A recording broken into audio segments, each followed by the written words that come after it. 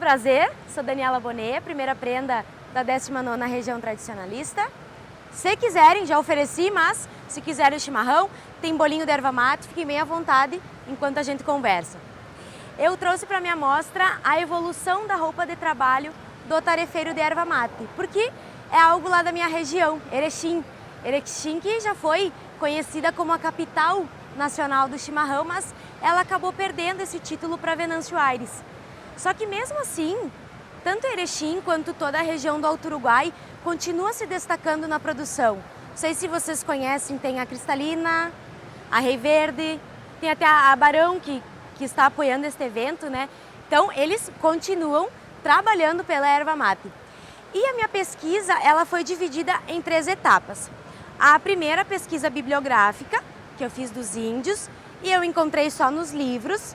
A minha pesquisa dos colonos, que eu conversei com os descendentes desses colonizadores, e o atual, que eu conheci as fábricas, visitei, conheci o dia a dia.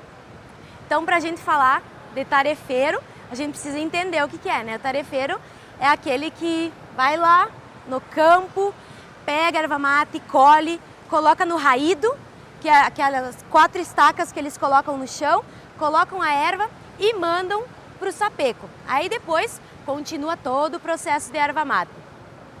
E aí, como a gente sabe, começam com os índios. E a vestimenta dos índios, quando eles iniciaram, não tinha, né? Eles não usavam roupa.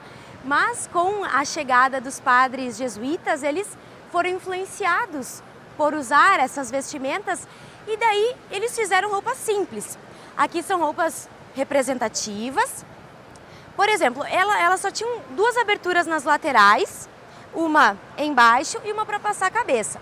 Tanto a dos homens quanto a das mulheres eram parecidas. E tinha esse chumbé, que é uma espécie de corda, de cordão que a gente chama. Aí eles foram trabalhar e sentiram dificuldades. Imagina subir numa árvore com essa vestimenta. Então eles adaptaram essa roupa e fizeram essa espécie de calça, até mais ou menos metade da canela, e depois a blusa, também amarrada com o chumbé. E aí passou o tempo e vieram para o Rio Grande do Sul diversos colonizadores. E lá para Erechim, para a região, desembarcaram etnias, os italianos, os poloneses, os alemães, e cada um deles tiveram que adaptar a sua forma de vida, os seus usos e costumes, e principalmente o trabalho, onde muitos acabaram tirando o seu sustento familiar sendo tarefeiro de erva mate. E muitos dos colonos, eles gostavam de fabricar as suas próprias roupas. Então, o que eles faziam? Eles tinham os alimentos que eles faziam nas casas e trocavam nas vendas por tecidos. Então, eles mesmos faziam as suas roupas. Então, aquela roupa mais bonita, mais ajeitadinha, eles deixavam para as domingueiras. E aquela mais surradinha, que já tinha passado de geração para geração, eles usavam para trabalhar no lavoro. Eram essas as roupas, porque eles não tinham uma vestimenta adequada, eram aquelas mais velhas, mais surradas. Então a gente tem o homem colono, ele trouxe a calça comprida, a camisa de botão, o xadrez, o colorido. E claro, depois disso surgiram a calça jeans, aqui a gente tem uma fotinho, a camisa de manga curta, tudo foi adaptando, mas o início foi com esta roupa aqui. E a mulher, ela usava, como ela não fazia um trabalho tão pesado, ela usava um vestido, mais ou menos também curtinho até o joelho, e em cima desse vestido, como eles valorizavam, como eu comentei, a vestimenta para não sujar, usavam esse avental. E na cabeça, o lenço por 2 motivos. Tanto para prender o cabelo, quanto para evitar que o suor caísse no rosto. E nos pés, a gente tem também, assim como a vestimenta, também o calçado do dia a dia, o sapato, o chinelo, como a gente tem nessa foto aqui, as mulheres usando chinelo. Depois vocês podem chegar mais pertinho, fica à vontade. Então, tudo isso sem uma pretensão, sem uma roupa adequada para o trabalho. E eu conversei com o seu Nery Badalotti, que é lá da Ervateira Cristalina, e ele comentou que o seu avô, que é um dos dos fundadores da ervateira, ele até andava de pé descalço, porque ele é italiano e trouxe esse costume para cá. Então, nos ervais eles também trabalhavam até de pés descalços. E aí a gente viaja no tempo um pouquinho mais e chega nos dias atuais. Chegaram as fábricas, a industrialização veio e tem essa preocupação de leis trabalhistas, os EPIs. Então todos tiveram que adaptar tanto a sua forma de produção também à vestimenta. Então hoje em dia as fábricas elas dividem por setores essa produção.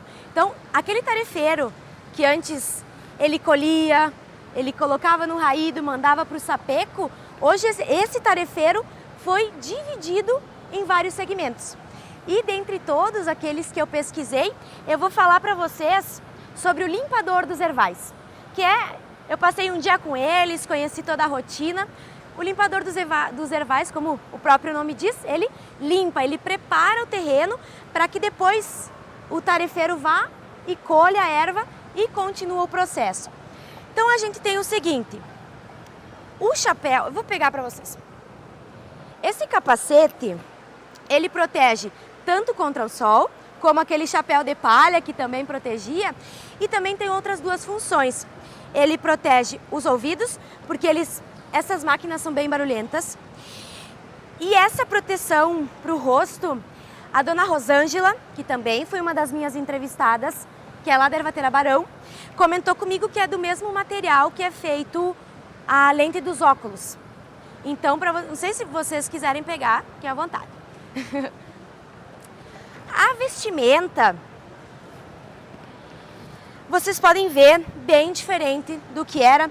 Tecido mais grosso, num dia de chuva, protege muito mais o trabalhador. E identificado, principalmente por causa da organização da própria empresa, né? Manga comprida, porque eles passam por galhos, pode ter algum bicho também, né? Por cima desta roupa, a gente tem o tirador de couro. Aquele avental que a mulher usava só para proteger a roupa, para não sujar, hoje ele tem uso exclusivo não para sujar a roupa, mas para proteção mesmo. Então, além desta roupa, a gente tem ainda o tirador de couro. Sapato também mudou muito. Imagina aquele chinelo que antes as mulheres usavam, hoje a botina. Então, muito mais impermeável, pode trabalhar com qualquer tempo. O trabalhador está realmente protegido, né? Uma peça que eu achei bem bacana, que eu não conhecia e veio com o tempo, o Isaías, que também foi um dos meus entrevistados, me mostrou. E daí eu queria mostrar para vocês. Eu acho que vocês já imaginam o que seja. É uma caneleira. Então, essa peça, imagina, antigamente que usava um vestido, chinelo havaiana não, um chinelo. Hoje tem até proteção para a canela. A gente nem imaginaria, né? Aqui não aparece. Então, aqui tem as outras vestimentas, se depois vocês quiserem olhar. Eu fiquei bem feliz, de verdade, por realizar essa pesquisa, porque a gente toma o nosso chimarrão diariamente. E se não fosse essa ciranda, o concurso, eu acho que eu não pensaria, não visitaria a empresa, não por vontade, mas porque a gente não tem propósito de ir lá e visitar quem que produz, como é que faz. Então eu fiquei bem feliz, de verdade. Se vocês tiverem alguma pergunta, porque nesse tempo a gente tem que falar tudo,